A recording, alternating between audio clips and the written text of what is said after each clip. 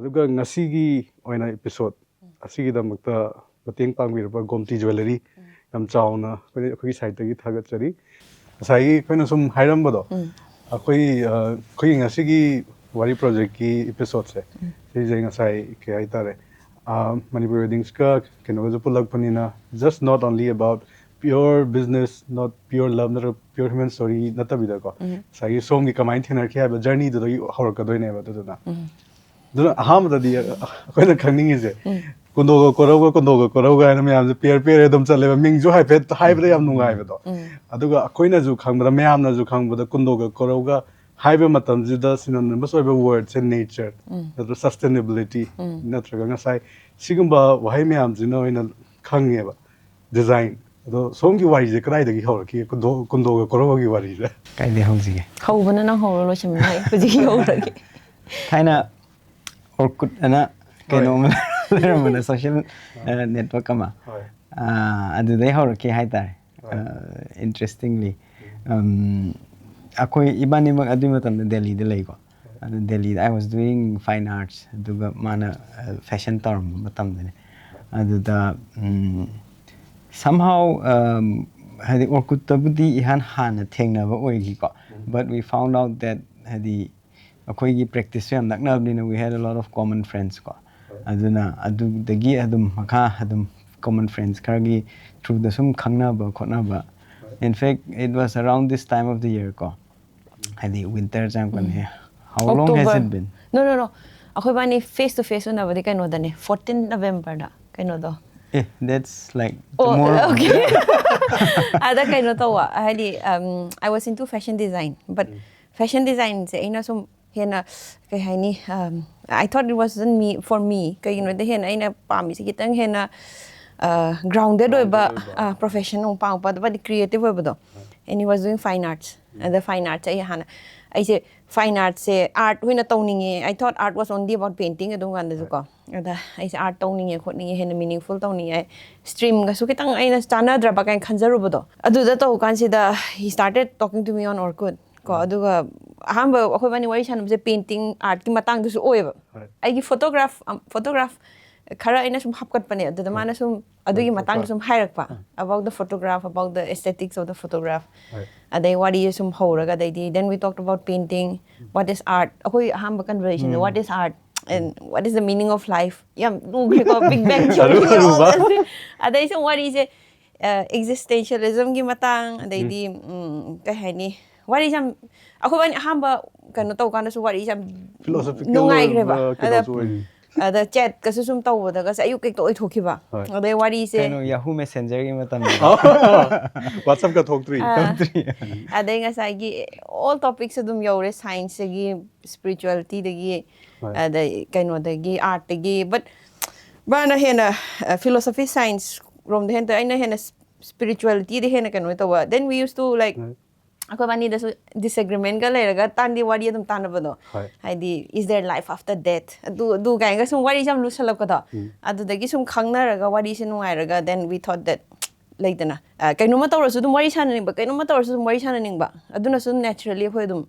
kaino taw ki ba tare haidi eventually dum kharaga life partners we were talking about all these things for some time and then things happened and eventually it happened eventually that we got together. So, it was in 2006, yeah. So it was like 19 years 2006 October da way da unaraga adum like we became the closest to each other hadi atopa dagi hena close oirak podo sum naturally dum kano torpo life partner business partners everything we huzik sudum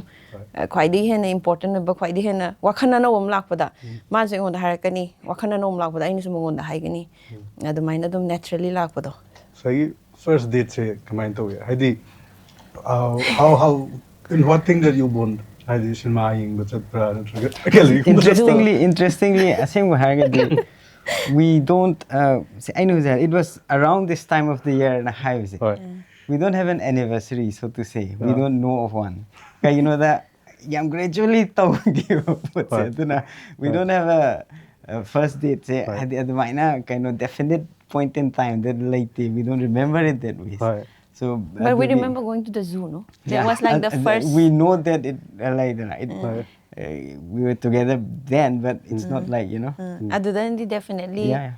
It was Delhi a Zoo trip to the the Delhi Zoo. Yeah. Kan mapam mga sunset marathon pelicans yang pa Pelican Island kind of thing. So hambo na kan so yam everything was quite magical and duga art ki matang so yam to we talked a lot about paintings and painting gi theme gumba visuals yam na kay haini very kay haini dream like what kay no hai magical, very magical. Very magical. Dream-like. And everything uba da niya. Hindi mamang da iba po si katang uba. Taba like we went somewhere, we saw a big tree, leaves kara kan Rishikesh is the leaves kara mina glisten to layer man naman. She is a painting when at in emerald male leaves na. Siya poetic siyang oil ko do. It was all poetry, it was all metaphors. It was all symbolic. Yeah. And the energy to the strong way dung anda. Hujik su tum oy but now hujik nam khara rooted way Rooted way. Aduga sigi danga sai koina business oina pura changa khibase. Di partners oina adum layadana. Adu matamdri gi adum changa kharba na traga luhongaba matung da oina haurakpa school boyersu adagi for us boyersu kind of boyersu. When we talk of partnership and when we talk of business, so after she did her fashion design, she did her fine arts as well. We were both practicing art in Delhi. Delhi the practice independent practice adum layrammi ko. Aina jo aigi mingden toy manju toy aduga ibani makki collective oina practice ama layrammi. We called it Amasung. Amasung haina ming tholaga amasung gi makhada we did some collaborative art projects. Aduna I think that would be the first, so to say, collaboration. Aduna Delhi da adumaina practice torme we exhibited under that name as well. So adumaina adui matam da di collaboration je haure. And then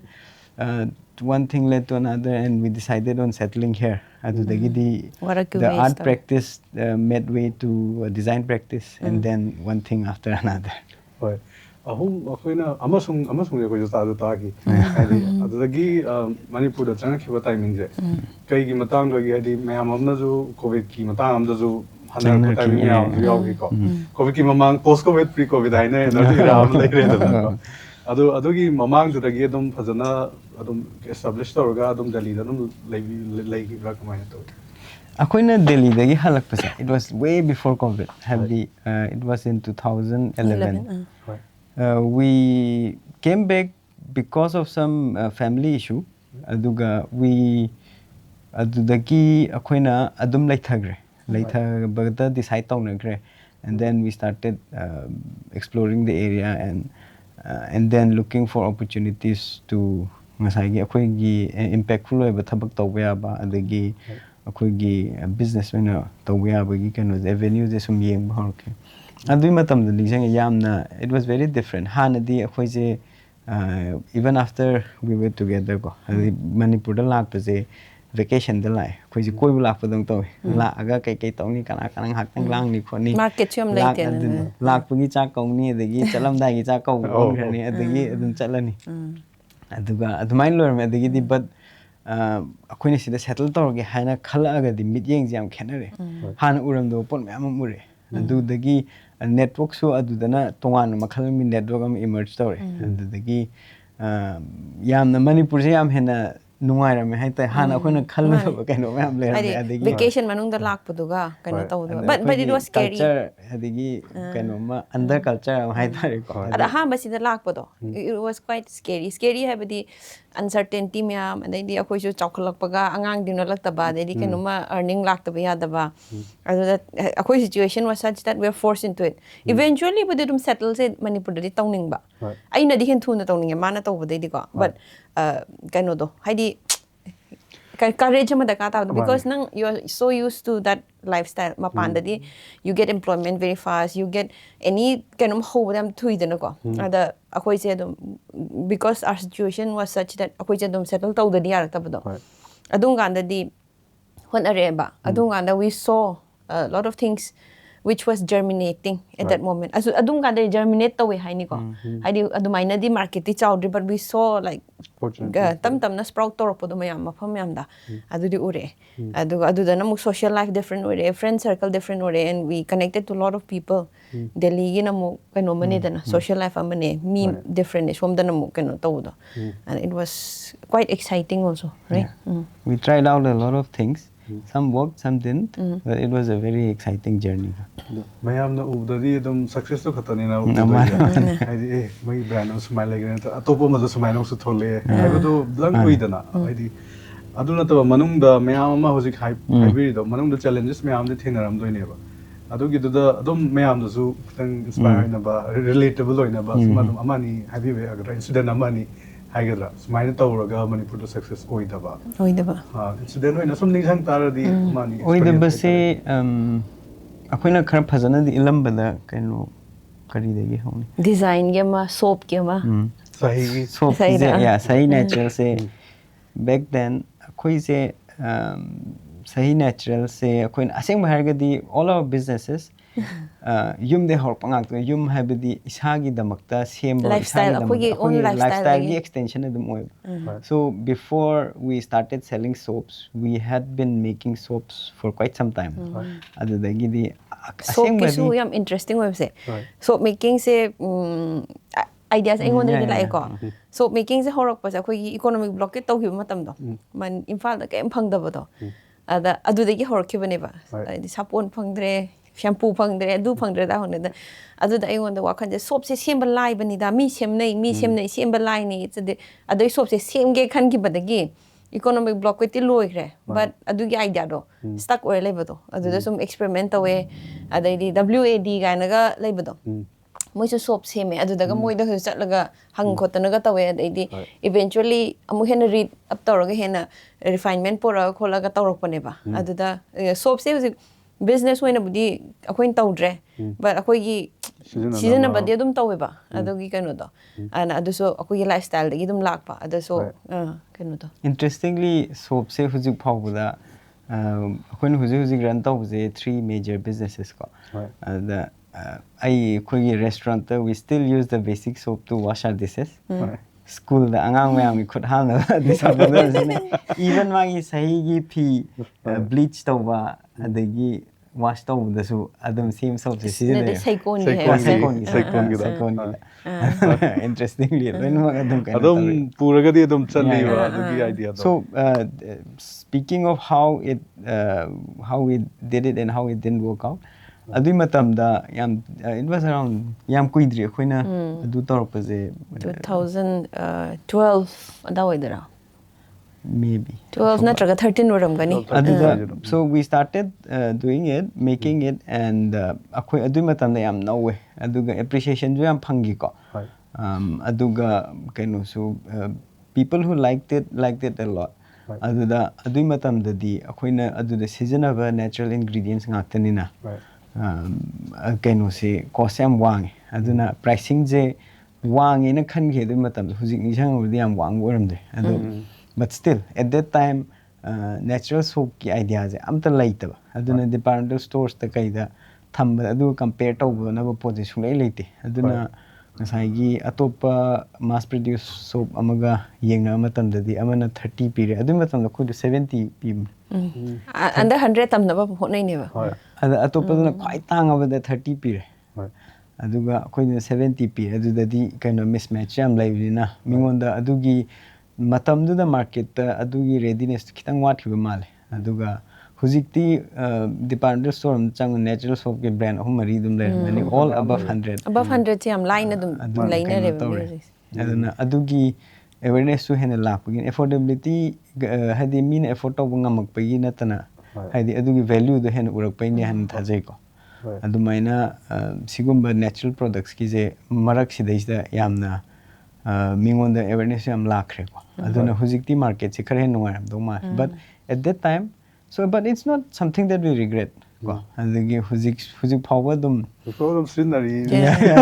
regret tawba haragadi ko like regret when they miss tawse yumda dum sarame ba sopse ana mina haibda akhoi leirak se smai phau kanda manam chinu chibana haide because of all the essential oil ko akhoi dani khangda ba haide akhoi use to na mina lambi da smai gari thogi se essential oil manan akhoi yum ga thi smai ga thi manam nang siwa pa da miss tawe adu desigi da adu sahi tara mukhi mamangi wari ni ba ko adu hojik so dum continue torim ni na keno ne di ha akhoi no hojik na yamna hena soap making se it needs a lot of attention and you know ingredients and the khutna tawba khop do maybe akhoi matam mama lak pa yai that we'll do it again but akhoi kano dum back door da bodi mina dum laine ba marak marak soap se akhoi basic soap se yum da sin na ba akhoi na pura hoina market tawba do adu ngamak akhoi na sum atop pot mayam ju tawra na focus sing ngamak ta ba du khaki keno aduna hojiki ngasagi nature gi dane ba dum lai nature gi la fu matang ji da yakai gi matang ji lakse ge ba yakai gi je mayam na di hai doi ne ba ga kai je hojika ni ka hen care lo ba hen ba gi kaino kai ta yam tongan ba education system ma moina zo kaino ui da na ado si gi na kai ideology da gi tobi ba no adu ga mayam de question mayam zo dum lam ni hai di yam tongan le education system de yeng ba matom ba ado si je kamaina face tawge adu ga isagi ideology jina ko success oi bude dum khangeni ko kai mi ding lagi sigi kaino ngasai ina haije gi akhoi business ma'am zo akhoi gi lifestyle akhoi gi personal need te gi loina how have that's I think that's also a very honest way of approaching a business ko sidais da school gi se chalai bidai angang lai bidai and when they get to the age of going to a school ko ngasai da akhoi je angang je school lama thana re mayam je khoi ju tha gadra kari school la thani kamai to school la phai kholi je sum khan matam da yam hen concern or pa adu dagi di we started looking at how the schools are run dagi di and are there any alternatives we started asking those questions adu dagi tap na tholak pan hana di am organic we na how is ju first of all akhoi gi group of friends am lai ko moiga akhoi je hadi akhoi angang leiba ngak to oire ko di matam da adu anga similar concerns leiba aduga akhoi je we started getting together and then akhoi angang je pullaga akhoi na play date sillaga moi khra sana ba adagi akhoi na amuk pullaga kamai tausige sumtana ba khona ba adamai sum tawbadagi tap na homeschooling tawrame akhoi covid matam da homeschooling we tawe adudagi sum tap na keno tawrpane the school olak pajidi marak ta khoina decide tawge ko hadi school lama on mena phare habse adudagi di we started looking for training opportunities adagi di I went around India visiting many alternative schools ko ada moi de is help yam phangi adagi sigi alternative ki approach there is a alternative have a word say in itself it doesn't say much other than that mayam tawna dab du taw have khatani kai mong da taw have du di have nati aduna akoina uruba school mayam da su approach yam khena bam ui ko aduda akoi ga hena chana ba adumai tawraga sum khalla ga sigi akoina suji school ki method che si adopt taw khebne aduga we still learning we still keep tweaking things ko aduga akoi gi angang je akoina school ji ju chahi khuding gi angang je add torim angang ji chokholak pi matung ina mugi wakhan khokhan je sum hong e ko adu mayam je adapt tawraga chatna ba dum honari hujiki di sigi da mayam question mayam de la ni ba ang ke je mang ni na tra ga na ni sigi mayam so so la ni ba the quite gi okay hai tare ne ko ngat pa hai ga na tra ga quite gi yamna memorable ho ba question gum je kai la ke hai social media da la am ba je ai keno isa da haram ba je ai sigi de kamai la ki angang sigi je social media da hoirga su amo hoirga su ayambana di appreciative ti oi because I think that voice tawraga de appreciative oi ba miduna ayamba tawram do male appreciative oi da amma khakti laki just angang akoina sum kindergarten angang se koina knife gumba pahen bedo ada concern gumba yaurok pa kholak pa adu budi natural adu natana yamna hena keno tawba habadi appreciative oi ba comments ani hena keno tawe do hai pen me amna ju khangna bane ani sig model je yakai gi model je haptang brief to kitang have you jaga yakai gi se herna akoi gi kano se akoi je aham bade horak pada de corona hai dumai na kano se akoi na hana khalam basidi akoi sipam de khatang ne ba haidi mainstream da tong nei si sipam de pat pa mi se gai noi je ko ngaur ga habadi ada we da stuck or le ba ada angang je stuck oi basida su karai chatoi no khang da bado ada da luckily akoi se kano ne ba hujiki Rudolf Steiner haina kano philosopher na chama se a philosopher ma lai bado ma gi sum aina sum pa ba sum horok pa ada da I depression anxiety khara leiba matang su oiba adui matang du da ma gi je pa ka I want am helpful oiba because adu gi do not just man have the like the as human beings high kan da anthropology gi way da gi yeng badina ta adu man anthroposophy I say human being is a spiritual being when yeng pa do adu nga na yam holistic picture am la aga that we're not just social animals but we are like akoi si depression ga social animal or depression ga lak pa dai di aduna ta the positive side to we are creative adu lak pa is a holistic picture man paint tor pa sida magi anthroposophical medicine gan su lai ko adai di anthroposophy rom dagi farming su yeng ba lai ko mai da philosophy da but magi kano se education gi da su magi lai ba adu da adu gi su the world of education hai se ada ai je world of education am di lai him ne thain alternative yeng kan sa mai je khar lumal le ne khumjan gi bane ba larik to ada amuka su yeng kan da magi se am hena haidi mi ama se mapung phana kano tawbada haidi to educate a human being ko aduga adugi do mapung phan oirak panina adugi do in chala sen world of education si do ina ko focus pirak pane ba ada world of education gi se phaja ba se angang se educator ni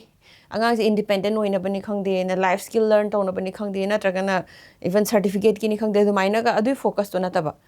magi focus ida de put the kind of educate the child such that he is on his life path or her life path ko my life path to haidi ai si kano si the human form se laga human experience am lai se what is my life path habado adu gi the guidance pi bagi obse yam thine hena phajaba and then it will build a resilient community as well adu maina to the human beings am se akoi gi husi resilient haidi oirak pado adu gi pot ama lak padu da khoin adu hoina choose to gi bane ba adu su blindly bude khoi chat se bude hai de world of sina is a starting point ko because it comes from an European kind of they la in idna and plus 100 more than 100 years mamangi education neba so akoi na dum open the we might adapt to it adapt kanu matorpa adum changes porok pa yai adai di khara adum kitang di change but starting point to adu ne have the ningjang world of education si da kanu to bune sumaina practically in the ground la ko mutam do ne like the ideology ma da ground la ko mutam da koi cha isagi angang na traga koi manabi singi mar pi haure ai da haur ko sida aham gi keno se experience se si se kamai na to gi aduga semdok semjin meaw mar da dum tawra ni ko si ma cha nei cha na de European ideology do Manipur da he keno por ko matam da khadi so yaram ni adu gi se kari thena gi adu kamai na solve to gi ha ai kan thor nang hai gi rai ha kanu ge homeschooling dai di hodo ni so akoi gi huziki je khoi na school ma found to dringai da ngasai hai je gi icha je ma je akoi na hana akoi gi first born je hana homeschool to gi so we homeschooled him for a year and then only ngasai gi school ma found to gi kai no je idea je marak si da lak ne adu da ngasai gi adu gi implement to na ba mangon da tak na ba gi honar pa si da is dum phanyam di khang ye koina ngasai gi ground da keno to ba je si gi work to we have angang se hana na koina su yam na mechanistic oina yeng ga that we have this certain skills or even ideas to ngasai angang si da is PSP na ba hona ba gi adu maina khan ba se adu loina kauk thoga maning khitang halap yeng ga angang si pulap mapum mana yeng ga magi su ngasai gi cognitive kaino aspect na taba to aspect me am lei adu me am do have address tawraga yeng ji haga khitang jo free thaba khitang jo akoina apam ba kaino si direct oina in mana taba adu and trusting the process ko adu da ngasai gi moi gi method si da is the prescribe to mong khar le ko ta ke adu da trust tawraga yeng ji na yeng matam da di adu result to u phange adu first of all akoina khangaga yam kano tawraga changbu natte but we wanted to try it out. Aduga adumaina results se phangapdagi this makes sense, and we will start here. Aduga we are obviously ngasai open to learning. Aduga atopa school singazu dum kaino tawraga tanaraga atopa interesting oiba methods myam dum akoina dum hapsan be yawi ko adumaina tawraga di hawe aduda ngasai world of methodology je akoina not only because of its eurocentrism ko adu khatang natana atopa kaino concern khara deisu adum akoina change tawning opiyo not because it's not working but also because we have something better ko akoina sidai akogi context sidai da khara hena phajana tawba yaba pot leire habje adum thengnare akoisu akoigi kaino sida teaching style sida teacher am autonomy am lay aduna ngasai gi angangi need tu matung inna natraga impulse amai matung inna lesson plan je dum thairaga puraga angang aduna hen organic oina puwe am yawe ba aduda akoina takna dum learn tawe aduna se angang sing je akoina walk pu matamda khotpada ai walk ama just akoigi nature walk han he chat leba ba aduda so nature experience tawna bagi nature ge hen in tune oina bagi adu chat pa sidai da for example akoina kaino urakpa kaino ma thengnarakpa hana kemta kaino taw plan taw da pot ama thengnarakpa dagi aduna adu opportunity do lawraga adom do ina class edum pugibju yai adumaina ano pot se akoina atopa school de por hapada natana akoina ju dum thengnare bisidadi adugi kaino do tanja do lawraga dum adapt tawraga dum chat haitare growth se adumaina ju lai adu ngasai gi kaino do first year kaino akoina homeschooling tawdo kaina aina tawbani bicha do ada the kind of mother that I was to him, especially because of education ko mase kano school gi kano sida mase kitang kano to angang kitang kay hay doino hay bada satlong di yata to stubborn do ko ada mase loina bada ako bani se dum kitang mother child clash dum laira ko bani relationship se kanom to ro world of education je trust to raga magi methodology chat kan sida not only did my child change but me as a mother and as a teacher also changed ko akhobani ki relationship sam phagalga and aishu me moina grow torpodo and then we have been seeing that akhoi oza da su uiba they are also growing they also like laidana moi da su changes lakpodo ado akhoina ngasai gi haiba the world of education sina di akhoina starting point dum oiba but haidi for example thaina mamangai da di kano di oide like autism ki cases maina su lai roi learning difficulties ki su maina lai roi hojik ti khara hen adapt tor ta ba yarak ta gi kano ma la eba adugi kano du da lak pani na adai human consciousness higher so we have technology now haidi akoi gi handi technology kano tv bo lai ti matam gine ba adu ji tv da natana smartphone ai adu da lak pani na adu gi du da adaptation khara tor ta ba di yade ba kano tor pa do aduna adugi kano du da ne ba aina khara hena kano hoin hiding wa gi se hoi adugi sidagi haidoraga ngasai hoin haibto businesses makanani ahum ni lai ji mayamna yam fazana khangbaji ma forest na fazana khange ko aduga sigi jana mu kita tonga le jana ma mong je business ada sigi business da manipur da jo hojigan di yam hange restaurant da eateries yam lai ko adu still tonga na dum tai forest tonga ta se sigi se nature day inspired to we can maming dai jo dum khange ko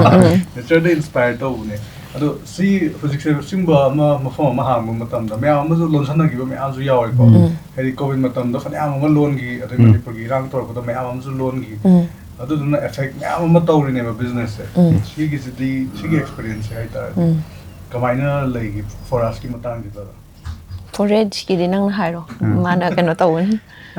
forage ki je yamna khwaidai akoina run to business da khwaidai kaino oiba roller coaster ride over sina dum oi aduda sigi industry sigi dum kaino ma feature ama oi bjane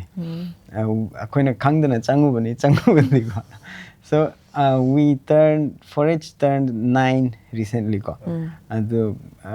chahi mapan mamang dadi it was very different aduga akoina adu matam nga haigiba we got married 1 year earlier 1 or 2 years earlier 2 years earlier I think aduga adudagi di ngasai sustenance ki kanugi yang tabiante ko adudagi ngasai business kai opportunity kai lege adu akoina nungai ga daba akoina tawbu su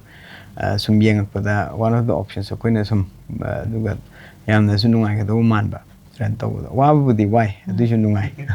aduga I think I mean everyone secretly wants to open a restaurant. Wow, Why did you wow? ngasai front end di nungai you see all the good times but ngasai manning the kind of the gear ma'am the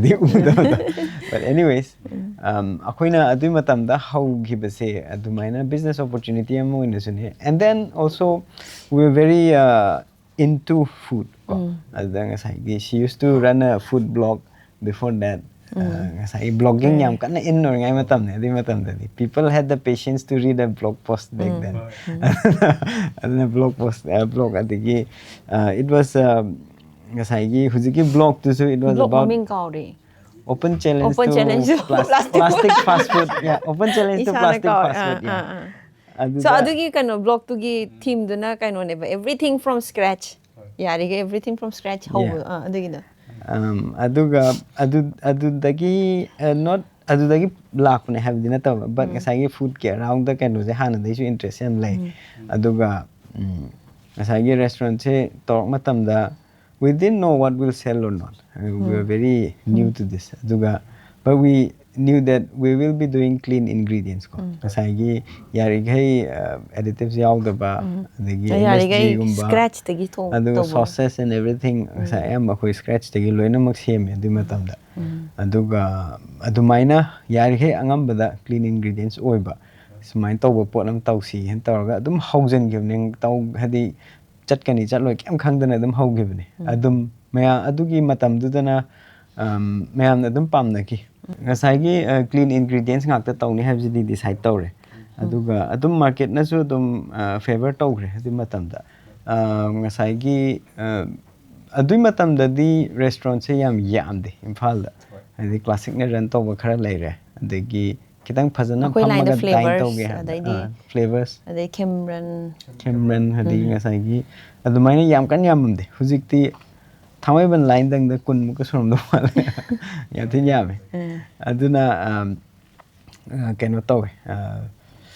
things have changed along the way but ngasai gi akoina matam jida ai khoina khanbada yam chawba impact se clean ingredients ki around the restaurant ama concept am sagat kani haibaje akoina adum ngauri phaire adum toksan gre aduga atopa mayam ju dum huji adum tawnare ko Ring ngauri phaire koi menu daga mor me paga hapchan bado that was quite new adunga da ko mor me paga hapchan ba dai di aduda ngasai akoina su akoi gi cuisine je ngasai gi kaino na akoi gi ngasai gi priorities je clean ingredients khal then only we started thinking of the ngasai gi what kind of food will do kai gino the clean ingredients da khwaidi compatible obviously kai gino the akoina continental the mediterranean dai the focus khar lai se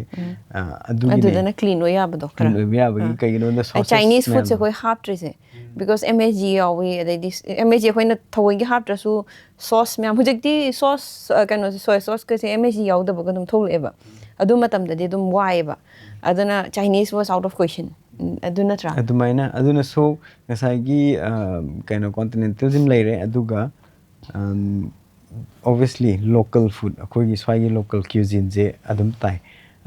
hadi irai laina kaino oina oibya bje hadi clean ingredients na adum flavorful oiba pot ama thong bje khoina jo haina jabana aduda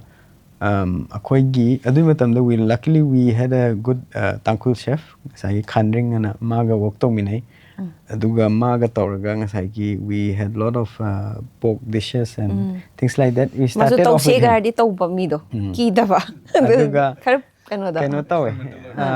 adui matam da ngasai gi sumaina kano tawbse local food ta phajana push tawbse we were there and interestingly Sosajo yeah we started on the same day actually koi chapana and we are twins actually in that way aduna they also did the same thing and so I think both of within the two of us when we kind of made it ngasai gi mapanda eating out chatlaga okthong bachaba ngasai le adugi kaino se culture se date chatlaga okthong bachaba are interesting ne koina sum tawbada khaluda bado ngasai gi okthong ba moron padana tana hawai jar ga bu yon ba ya hadi pok hawai jar ga yon ya ba hadi eating out du khaluda bado hadi mi myam se they all came decked up ko morok ka sar dum tawra chakhi bada kangra adai ta dum ya bada hadi because at the end of the day, if you're giving people good food, I think can me well received the oil mala. Can as a psychon interesting way say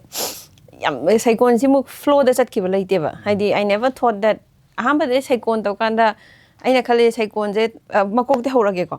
Akogi akobani gi luhong matamda akobani gi luhong matam sida P ani ishana design toba habadi lailing by P duna aina design toba. Adai kujaba iduna mai design toba adasu yam china significant way kujaba dinu pana su pi mana design do tawraga keno tobane aduda keno se akoi gi adugi phi do adui do mina sum har pas mina keno no gi phi se yen copy tawre se aina icha se second su se pok tringa gi chahi hadi first ki angang se chahi mari go sorpa matam bo do mi adum photo tharak tana khotanam toy nangi pm in gi badoina adai di sum wakhan je lak pa akoi ma so muk som nakanda rani phi gi yong khar thadai gai sum towa adai na sum playfully en so as adui da akoi na thaina to gi bado mi na pam na ba ma le huju po dum copy of a copy sum thok lai ra ga de adoi ga de kitang yeng ge na se aham ba de khalle ba just design do yega handloom gi kanano ma ga tie up toraga per design gi hoina feel or to ge kaina ado sum mi do phangak to main to do adai di adum playfully creeping fig na ha mani ko creeping fig se am different hoina moirang phi ga yaudana pijin ado da am po yaudana am different hoina to weba and all the way to ungtang sem se na khoi ma gi su lebu da yong um ungtang thadar yeng se na to ba ada dai di saba pham dai su phi se am phajai phi se am phajai to adai da khoi je khoi yoin to sira ne hen sum toropa adai di adu da so mu photo ga nama kholaga dai di ming ju saikon natraga atopa maming kai ko si ga taraga sum playfully sum hodo adai water test to si ga taraga graphics si ma loi pai re ko graphic design di ma yam thin hen strong we bane adu ga kano do graphic do hap ga khoi logo ga hap ga launch tore ba ahamba photo hap ga launch to si da mayam je share to like to share to adai Manipuri wedding se am support to ki ko moi na hap kat pi re ga adai hekta mi mam gi encouragement je in nuai ba sida amuka su tongning eba adai phare mathang amuka yek si ge yele aham ba dadi phi sabi kya no do da lei ba do ani ka kumbara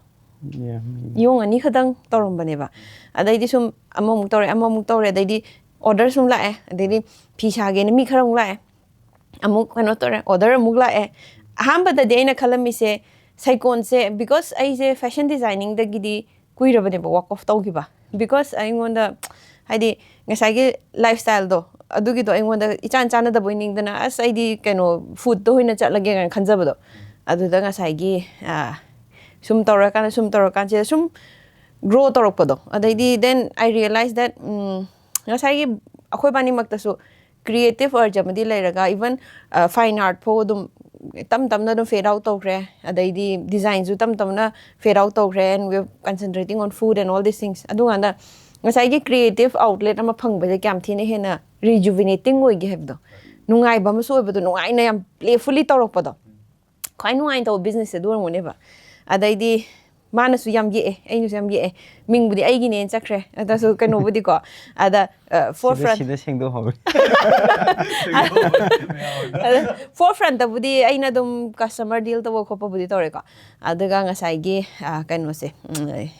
aham ba da di saikon hain tholi su ai ming hapning da bai ne ba okay pra kai haini maning den ne ma soin le to ge kan khan bane ba adai di ko na budi dum mi myam client myam unaraga then I thought that ngasai client unara kana client ka sum kaino to wa wari sana kan ko kan I made new friends new social life am la hadi human stories dum la adu da habadi like mi ma da phi lai la kana moi gi wari ga sum sana nungai ba ai dia sing hadi mi wari sana ba sam nungai ba adu gi kaino outlet su phange adai di se sam ha da war manung da hair se ko hoji yam lan kan lingai da wakhan je chai ra ke to se nungdang se da phi gi design khala tum ba se sathi nungai ba kaw ba creative ba kaino gi wakhan khala tum ba se so to a certain point si jam therapeutic so ba and also something that comes naturally and something which is I don't know business am no oina so yam nungai re aduga sigi sina hena resilience over business ti oi ko hadi restaurant ga si di mu ban tawre curfew tawre du tawre ya da bi si di dum yamna yum da taw ya ba pot and also saikon je howa chahi se sida dum ai second baby conceive tawra ga dum ai je dum kan mane angang pok na dum taw khre ba so as in again mother to a newborn ko sigi pot che dum yum dai phi sa ba ngang khara thamaga adum phajana dum taw ya pot mo very much my agi mother gi role du so and entrepreneur gi role du yam phajana ya gi ba aduga aina kano taw kanda dum akhoi bani tanaraga design ye piu chi phagadra tanaraga yum to cha am thaga dum taw ya pot obodo ani yam nungai ba adi kano do adumaina kano taw gimne do hojik su dum kano taw ise experience se yamna kano oiram aigi outlet se ngasai gi kano gi visuals to work torok tabugi kano se ngasai gi creativity pent up life gi kara kano life the problem life ada sida dum nungai outlet nungai bum oi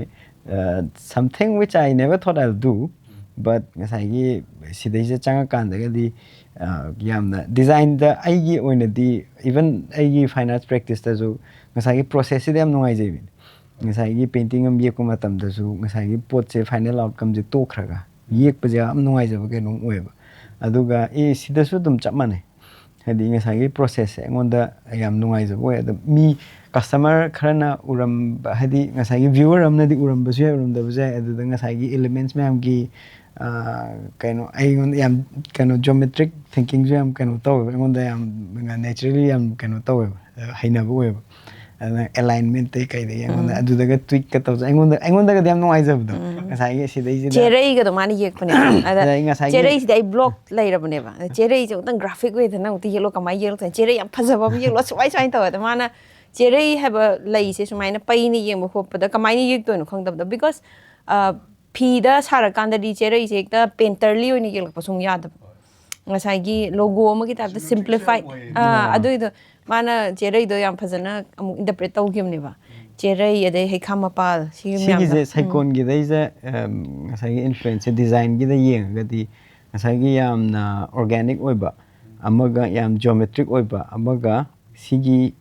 marriage oi do ne ba same wa hire ga di so geometric oi jana ngon di lak pe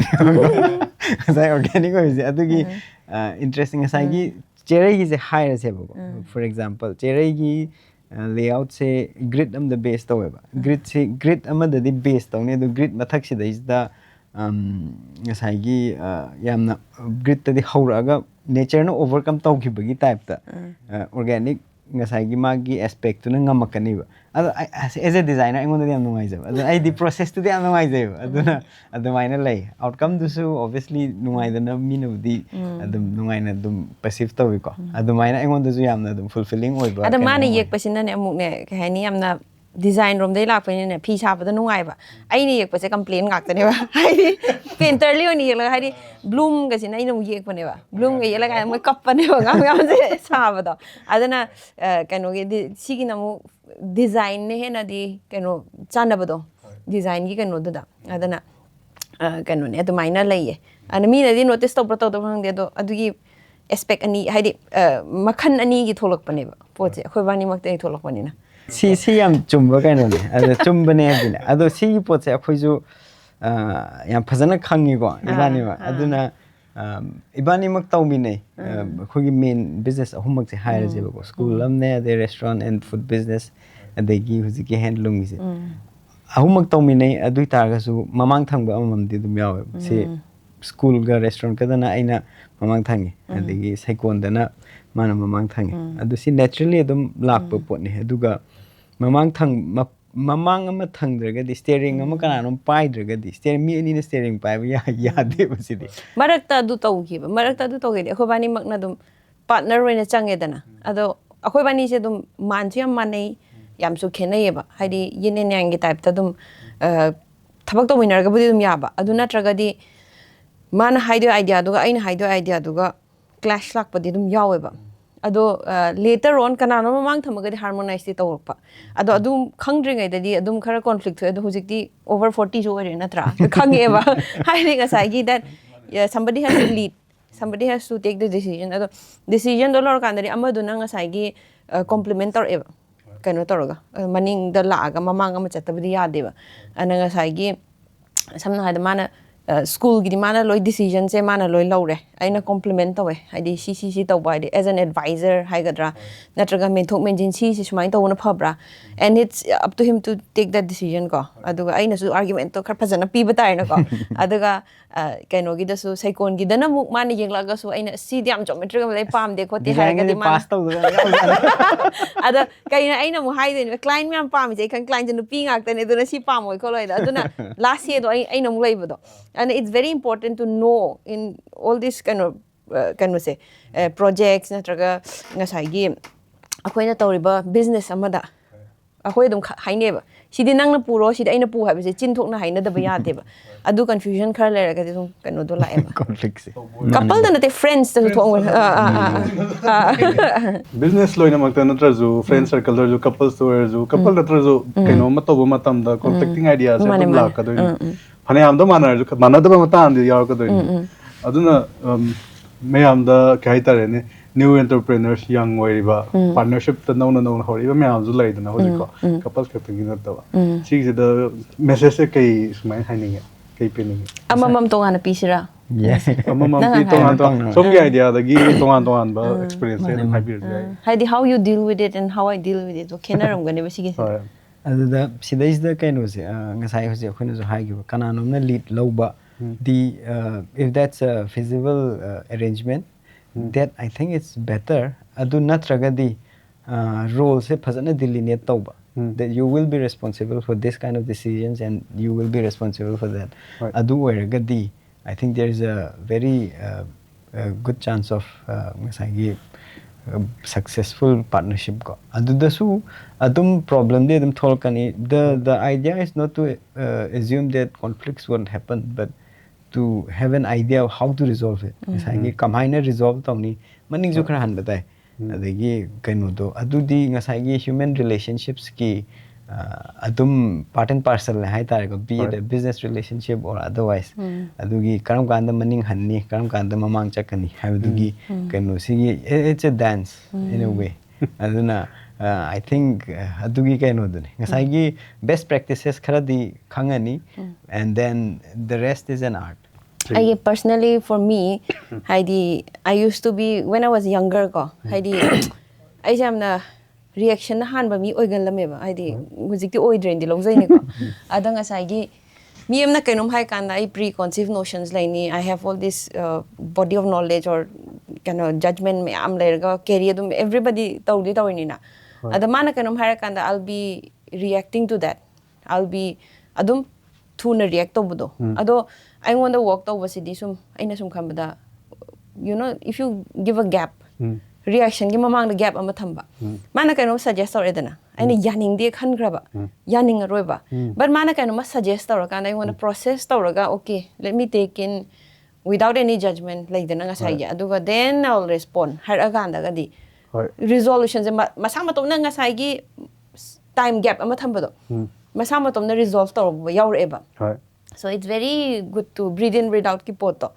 adumaina conversation taw kanda so say like if two friends are fighting or two couples are fighting ko ayamba matam da mi duna hiring I I'm already thinking about what I'm going to respond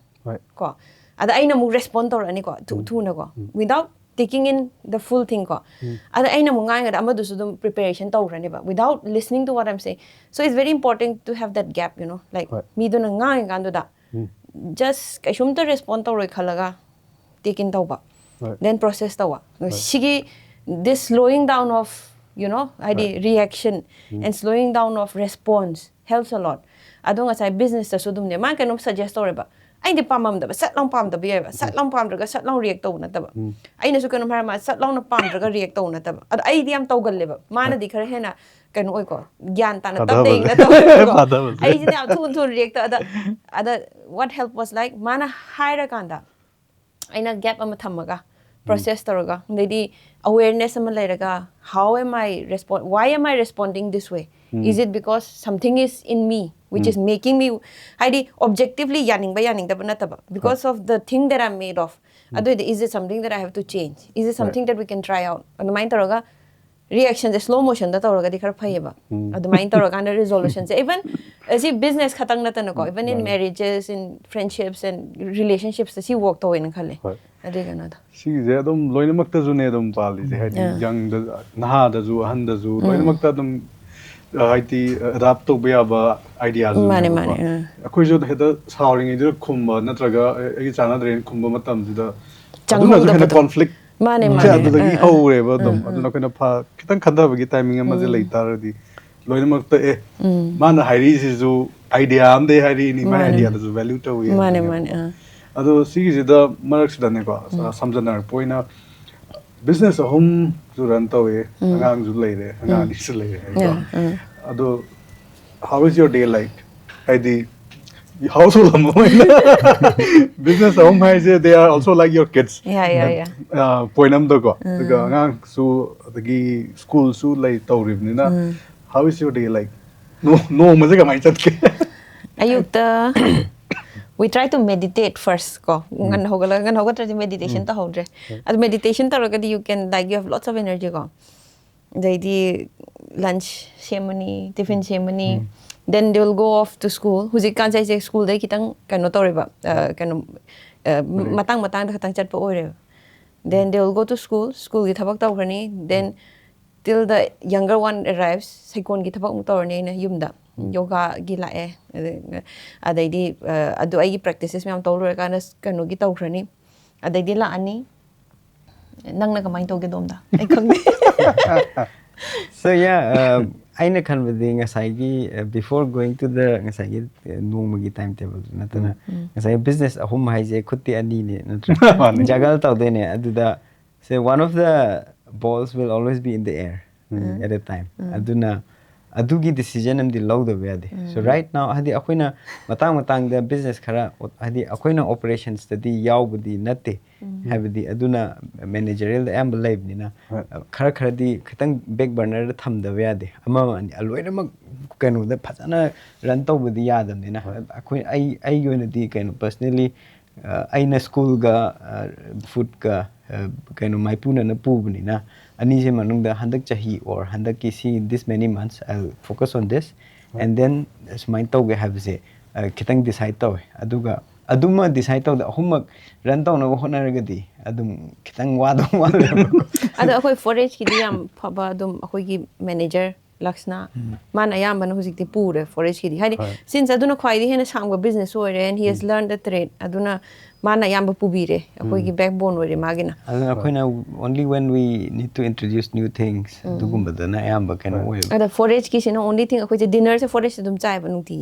aduna dum ka anything wari san hoga da dedi saikon gi su ama aina kanu the store front ta ngang ama thamme ado whatever feedback adamain taro ga mi se sum kanu taro ga mingo sum thadok podo sum thadok pangam akanda di dum business to yar eba aduna kanu ga hujiki forest ide yam bana kanu dune adamain taw aduna ngasai gi aduna ai hujik ti school da am focus taw aduna like the school gi working hard di school da lairni aduga adude halaga gi angang gi sanaba de aiju running ke khar taw hujik adamain tawraga amuk dinner cha matam da restaurant ki awana pa khar hangnarani aduga adum we try to sleep early and then andune adu importantly this minor business home run to you have to follow a very good routine and you can't be hadi sum chillega isau lang na ba angang da isau lang ako adu ding gambar adu na meditation yam important ayuk like meditate to wa dai ding asai calm hen ba ade whatever comes everything will be okay I will be okay will be okay everything will be okay khala chal ba and everything will be okay then ada wakhan je chaotic ora ga dem chaotic ore ana wakhan je chaotic oidana ba adu gi kano du da akoina sanajaraga then kano budin adu ta creative ideas thore how will I manage this how will I do this how can we solve this problem si the problem le di kamai tone the creative idea thologa solution tak phangra ga di kara smooth aba aduna ta bi sai tom na oh okay I'm suffering because si tawbone si am chille khole khallaga di amu chaotic oraktoine ba yeah, we need to invest in our own well-being as well. You know that both of us, we are heading businesses and we are running a household as well. Aduna ibani gi kanu well-being jam important way. Aduna adudagi loina lakada akoi kaira ga di angang dagi business dai loin kaira aduna si khangaga chatpa adugi importance ade business manage toine angang manage toine hana isa manage to hogdraga di loina mak oina soimina badang tong and it helps a lot that we are also best friends that you know problem am lairaga di karangan hogalaga cham thangminaraga dui problem do tanamina ba it's very important to have that person in your life, be it your mother, your sister, or ado akoi bani yam nakna leiminarabani na kanoma tawraga di work ama chatluraga adu problem do solve tawna hotna ba so kan aduna partnership afaba leiba nungai haise mane aduna ne akoina junga side gi couple goals business goals ka yam connection lei hai je adugi goal adugi ani do connect lei ta tar di amana ta ama da kai thar pe ya aduga next segment je sida loyega ko serious oy part se sida loyega aduna ngasi gi episode sida su ngasai gi yam wai sanab da yam authentic oina yam natural oina khoi side gi sari siga gomti jewelry gi brand ga yam chana jab do ri che tamu gi wari se sina su khoina gomti jewelry ju yam thagat re aduga tamoi che gi business su yam thagat re ado yamna kano to gomti se aina si yam paame ko paame habadi not just kano haraga sana haraga icham chamba kano nate everything se the art form gi type ta yarga hujik matam se the authentic oina masagi design katang original puthor aga main taw bai se yam leitre ko ada sana do lai kana sana maman katang nate art am leiba gi type ta yam hongna phanga bane sana da haraga art ne ba piece of art ne ba da yari ba kano to mana inspiration ke kam yam hapaga taw iba myam do du kano da adu yam thina khoina su yam na khangchu khangnai adu ga yam na aina yam na pamjaba kano gi makhan gi kano ne kari haini magi du design myam do aina bo yam paame na koi wari project ki site gi so che ho yam chi hoi amadi gomti jewelry loina mak bunjalak pangam baje singwa support me amna ju ngam ni aduna am ko na thagat chari aduna me amna authentic oiba original oiba amadi nature to based over craftsmanship ki gold jewelry pambi tarabdi gomti jewelry explore to bi yagani hujik yam serious oiba wari khara sagre ko yam thought provoking oiba aduga makha tarapsidi kitang mutse light oi thona ba fun oina ka koina rapid fire questions ki segment ama thamle ba segment se akoi da ka tamogai chega yamna nungsina akoi gifting sponsor ama Inana gifting ana ama lai ka mona yamna nungsina curate to biraga gasi kana na ngam ge yeng na ji haibe mongda question set khara tawraga sidai sida koina mathang hangjadoini ado gift se Inana gifting gi gift se kana na pura chali je yeng je gasi handaki rapid fire gi question je answer chap manaba oiram basu yaurakani answer manadaba ton ba oiram basu yaurakani aduga koina share toba answer jo dum yauramgani me answer ko aduga me som gi thabak ka related oiba ngata oidani aduduna ahamba khumba mi natraga chamana khum su kai de ko ahamba gi je irai live oina cheda ni je da koro gi design school je mami ke ko my design school budinati mai se art college ne Delhi College of Art Delhi College of Art aduga kai tare yakai natural school hogi but that ka year ga exact se ameta open 2023 gi April gi 15 aduga kari gumba yakai gi school je color mana khona represent hogi hai tari ke color nai Mande, aina yellow. Manadre. Red na kai yellow na kai red se yam vibrant oiba yamna strong oiba color ni aduga one of my favorites as well aduga kaino ni ngasai gi angang singa loina bagi angang gi energy do aduna symbolize to budum oi yellow I know that it's the same answer, but I know when angang miyam give vibrance to yellow when uba that it's how we interact with the children. I think man interact to munga in interact to And happy color yellow. Kindergarten yellow in Ani maki equation jo hojiki duna adum same answer di adum Orange to style to is mixed use tawraga. ga nga sai ama mam du ju adum keno tawkhre ko amana ama khume amana khume adun equal to the lei ko je ma khata ko je true or false ki mawong oi de ne ba ko the who is more organized violated adum yazare ka aduga makha ta ko da karam bajuna anawa food experiment ama phatlauna tawdoi je kana na tawkani in fact all of our most of our products man taw de hor Life experiment to say in Halek. adagi important ba date khai de kaugan ba mi je kana ne Yeah, adugido. Ako ba ni important important ba date yam kana ako significant oi de adugi haidi just go with the flow the leba haidi anniversary to celebrate to de ko haidi cha ka nga si anniversary oi mane ga tok thok pa do adumai to ada ako naga celebrate tai janga gi birthdays ako isai birthday bo ngang nuai da point to bodo noina aduga parents da angang ani lei ba da khadi gentle oi parents e kana ne gentle oi ba sa không de ne kana ne ro ko ni manaram ni ko manaram do mal cha kai no di bani yana bam lai ki ba nang na kaino to ri chok la di nang na bad cop good cop to ani je ani ma kaino to ani ma phing me de ha ko sau nó hay den ko oi have ni chong ai sau ge ka hai den ma ra ko ada isa hai di one parent will walk po do ne as angang u khre de khang ne ko technique si ko amana sau amana kaino to je ado somgi comfort food se mai na kai yes nai di pork ai na ni tro oksa ai di kai oi de no nang gi se ai khang di ai ju khang di adudi ai na ngam me ko scoring som sa kai ko de iron boy de khang de ju ado keno itar di akoina somgi partnership se injang moi tar di kai injang ni ok thong bu de oi ni ko ada hangam ha hangam ga hangam man happening they happening so ada in middle ground ma lei ba hoi ado handa ki je karam da pi doino round je hangam hap injang je ok thong da hangam hap ni na partnership ki je hap tu hap pui de rai ra nate kana da scoring je kana da pi doino ba khang de de score master na decide to rapid fire itar su khoi hojiki question and answer gi format mo do adum ngai shared oi ba mo da adum mana loi chat kare ko na winner je kana oi do no khang re ako ba dum yum pu story of our life adu na inja moi tar su adagi ama food experiment boy tar su parenting boy tar su dum ama khaktana ngamde haibado ani changi collaboration adum changi partnership adum changi haibanina akoina ju akai gifting jami ma khatang da pi ura dia aduna tai oina draw oina ani makta koi couple da ko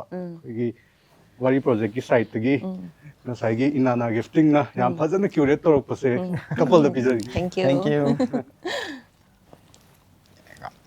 duga akoina rapid fire ju loi gre phajaba gift set sizo dum pura chattare haji yumda do makha tar poina akoina ngasai mamang da su hypati hai gre ko couples me ama keno irambadagi conflict myam tholok kaina hiba myam ju yawi business partner soi pa matam da natraga makhan gi kai haitare crisis thokpa matam da namakta na business myam lonsan gi baju myam adum yawi ko do som gi ngasai gi kamaina yamna strong oina akoina kai haitare thamgani myam da messaging oina myam da ju sumaina tawtari yani habdo dagi message ka dang pibiram ai da makta di business se first of all fail to the bagi natana ngasai gi aigi life ka not only the ngasai monetary value nataba atopa in hena adu de kharena deep oiba na aigi relate to ngamba business ama oina tawna phayena khalle aduna then only you will be able to put in all your effort because you find it worthwhile adu oirga di it has a better chance of survival and even if it doesn't survive you would still be happy recollecting the days that you spent with the business adumaina then it will always be a win-win situation because hujiki yam sathina unpredictable over times ne ko huji akoina hingi bese aduna a lot of things can turn up so be very realistic about things aduna ngasai gi business work to it should be a worthwhile thing that to have put in the important time of your life. Adu maina thamning right sigi I ma hai si de wo ga ko masai uncertain time ne ba do like it's a time when like huji se mi je wari chana ba da bo yam na waner matam ne ba haidi so many things are happening and me je gyan tan wari chana because there are lots of different ideas, lots of different ideologies, lots of different political viewpoints ko ada conflict ki chances se yam wang ba within a family, within a couple kan wasida and a partnership to ko. It's always good to remember that as human beings ko not only a kind of husband wife natraga brother sister adumba mama pa gumba natraga angang or so not only that but humanity always thrives when we collaborate. right We should never compete. We should collaborate. Haidi resilient of a community or resilient of a couple, resilient of a family structure have say like to say one thing never. We always collaborate as a community. We always collaborate as human beings. Human beings are meant to collaborate and create things together. Not habadi ako na compete to wasi dani ba ako energy cha thokri se ako energy mangdharai se so collaborate not compete adui kano do adu da lei na kale fazaba messaging ama jo pi hoji hoji lai ba manipur gi situation ji da yeng ga yam chana bo dani ga lo shala poina je ta moju akhoi gi site gi thaga chari wari project gi site gi manipuri weddings ki site gi amadi Paomi post ki site gi thaga chari ngasi gi akhoi gi episode asibu mapung phan bi ba akhoi partners sing amadi sponsors sing ba koina han han thaga chari especially episode asibu sponsor tawriba gomti jewelry amadi akhoi gifting partner Inana gifting aduga stage ki setup ta Arab brass ka Kangleipak interiors ka amadi F&B da elite caterers akoi na su kano tawe yam appreciate tawe sumaina kauraga ite yauraga haidi husband wife sumaina tawse yam nungai ba kainom su hai haidi akoi gi full story kano tawse adum all the best kano gi mathang episode mayam gi su yeah aduga sumaina phammaga not only the forgetting that this is a podcast having this conversation and remembering our old days and why we are together and how we do things together because it's not something that we think about every day see ma'am jending sam gi tanja am ju phange yam ngai aduga tamoga chi kana jo sumaina akhoi da wari mayam share to bi mayam na khangda wari mayam share to bi ko si da so akhoi da jo he na mayam ga jo wari sana ba di mayam inspire to na ba wakhalo na ma jo pibi ko aduna su loishalak poina makhata na koin haijarabada ichega tamoga gi gumba wari mayam amasu koina manipuri wedding samadi Paomi post na wari project ki makhada mathang mayam ama puthorok na ba jo hona jari aduga mayam na su wari mayam se ga jo relate tawni adum khangbi aduna wari mayam se follow to biu yeng biu aduga makhata ba wari mayam amasu sanaba ngamna ba khoi hona jage